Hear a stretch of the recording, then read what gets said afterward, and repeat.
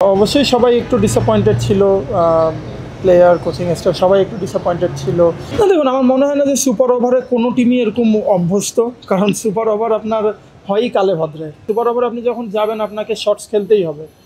সেটা ইন্ডিয়ানরা বলুন, আমরা বললেন, পাকিস্তানি বলুন, যারাই যাবে শর্টস খেলতেই হবে। সেই আমরা যেই অবস্থায় ছিলাম ফাইনালে, আমাদের জেতার মতো একটা সিচুয়েশন ছিল।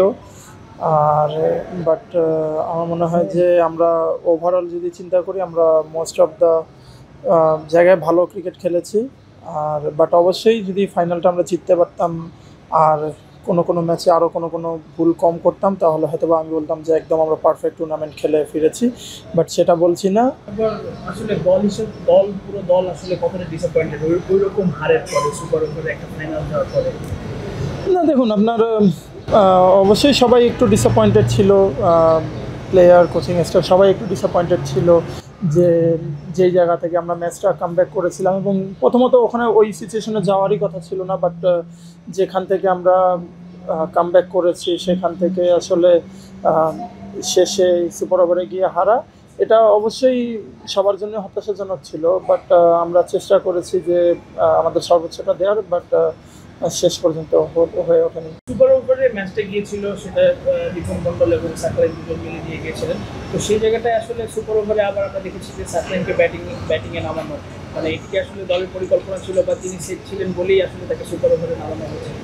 দেখুন, আমার মনে হয় যে মানে আপনি দুই রকমই বলতে পারেন যে কে গেল। আমি বলবো যে সোহানকে আমরা পাঠিয়েছি। অবশ্যই সোহান পুরো টুর্নামেন্টে আমাদের বেস্ট ব্যাটার ছিল, তো সোহানকে ওই জায়গা থেকে পাঠানো, এবং ওই সময় মনে হয়েছে যে পার্টিকুলারলি আপনার সাকলাইন খুব ভালো টাচে ছিল ওই ম্যাচে।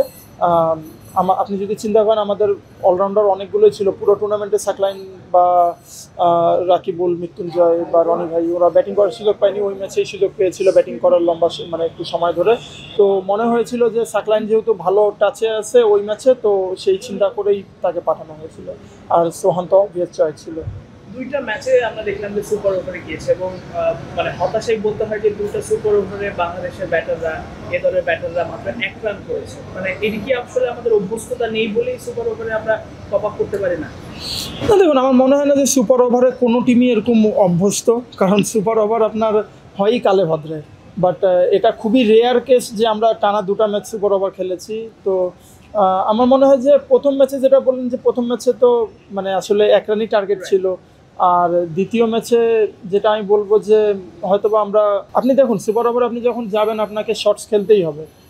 সেটা ইন্ডিয়ানরা বলুন, আমরা বললেন, পাকিস্তানি বলুন, যারাই যাবে শর্টস খেলতেই হবে। এখন ওখানে আপনাকে হাই রিস্ক শটই খেলতে হয় স্বাভাবিক। তো অনেক সময় দেখা যায় যে ক্লিক করে, অনেক সময় ক্লিক করে না। তো আমি এইভাবেই দেখছি আসলে ব্যাপারটাকে।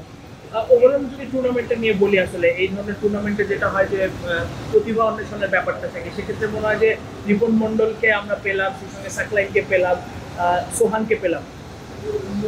মানে এটা আসলে অ্যাজ এ ক্যাপ্টেন হিসেবে এই প্রাপ্তিটা আসলে আপনার কাছে? দেখুন, আমরা যখন টুর্নামেন্ট শুরু করি বা টুর্নামেন্টে যখন যাই, আপনি যদি আমাদের টিমটার দিকে তাকান, আপনি বলবেন মানে দেখবেন যে আমাদের টিমে 2টা প্লেয়ার আছে যারা আন্ডার-19 খেলবে নেক্সট ইয়ার ইনশাল্লাহ। তারপরে 2-3 জন আছে যারা প্রথমবার মানে যে কোনো লেভেলে বাংলাদেশের হয়ে প্রথম প্রতিনিধিত্ব করলো। তো তাদের জন্য গ্রেট এক্সপিরিয়েন্স ছিল। আমি বলবো যে ওভারঅল যদি বলেন যে অ্যাজ এ টিম আমাদের মানে এক্সপেকটেশন আর রিওয়ার্ড কী ছিল, আমি বলবো যে আমরা আলহামদুলিল্লাহ মোস্ট অফ দ্য পার্টেই ভালো ক্রিকেট খেলেছি অ্যাজ এ গ্রুপ। আর যেটা বললেন যে হ্যাঁ, বেশ কিছু উল্লেখযোগ্য পারফরমেন্স ছিল, যেটা আমরা সবাই জানি। তো আমি বলবো যে ভালো একটা টুর্নামেন্ট ছিল। প্রশ্ন, ইন্ডিয়ার সাথে ম্যাচটা জেতার পরে আপনার ওই মানে আপনি ক্ষমাই চেয়েছিলেন, আসলে ওটা নিয়ে যদি একটু বলতেন।